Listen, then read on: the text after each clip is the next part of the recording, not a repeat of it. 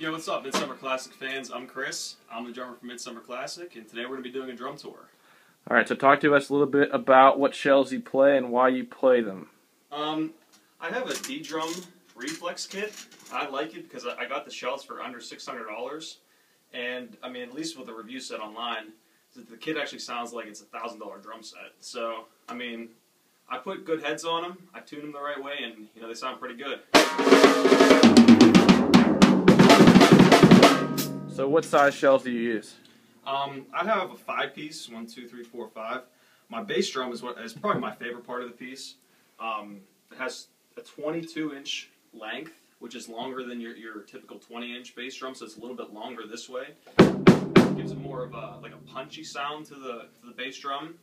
Over here I have a 10-inch high tom, which actually I tightened up both the top and the bottom heads on it. So it has more of like a timbale sound, and you know, if I take the snares off of the snare drum, it actually kind of sounds similar to it.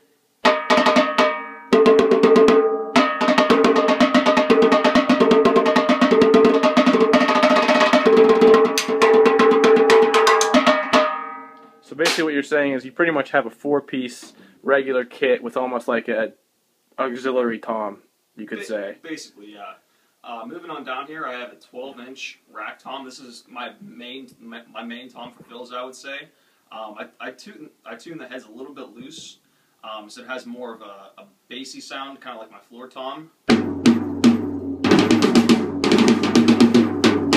then I have a 16-inch floor tom right here. It kind of does the same thing, where it's just a little bit looser to have more of a punchy, heavier rock type sound to it.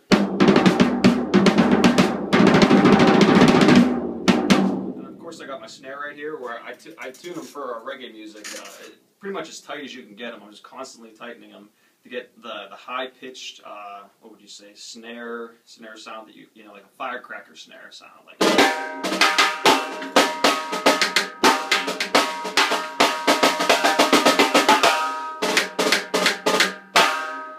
Sounds nice. Thanks. Sorry, talk to us about the cymbals. Why do you play cheap, crappy cymbals?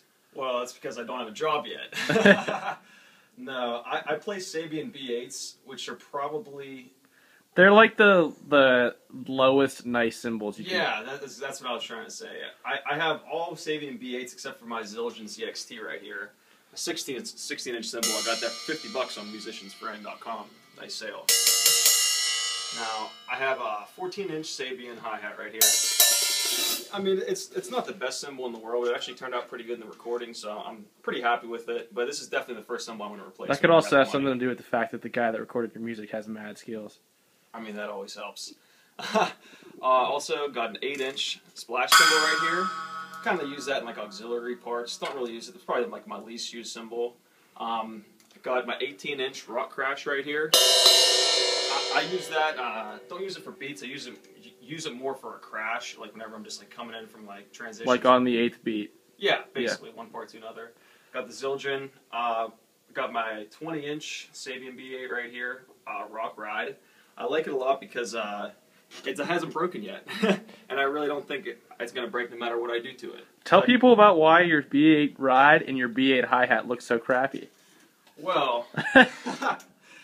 I tried cleaning them with bronze cleaner. That's what the B means in B8.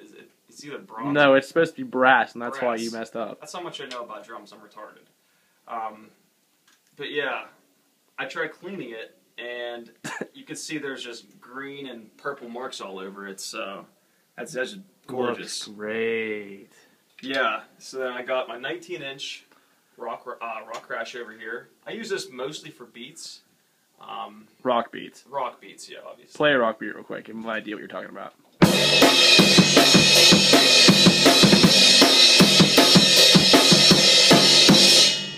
I dig it.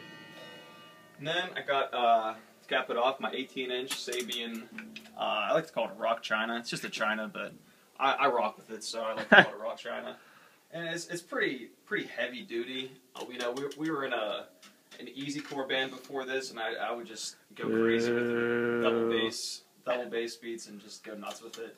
So it's a little trashy, dirty, grungy sound, but I like it for our music because it really changes it up. All right, so talk about the heads and why you play the heads.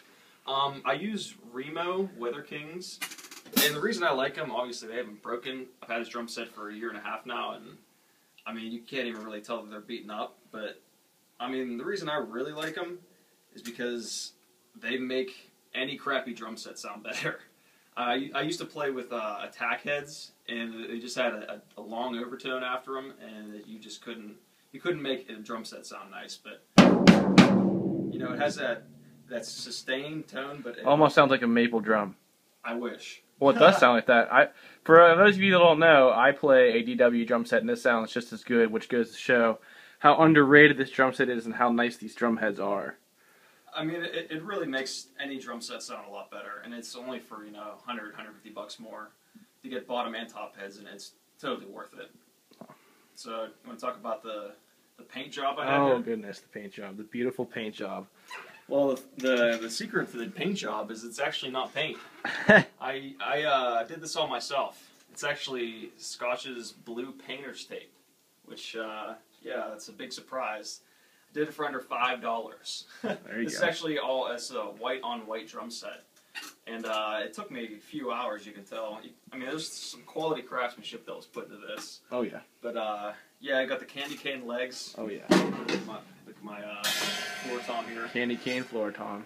Everybody likes candy canes. And, yeah, I figured for $5 in a couple hours of my time, why not make my drum set look really cool on stage? No one's going to know until they look at this video anyway, so.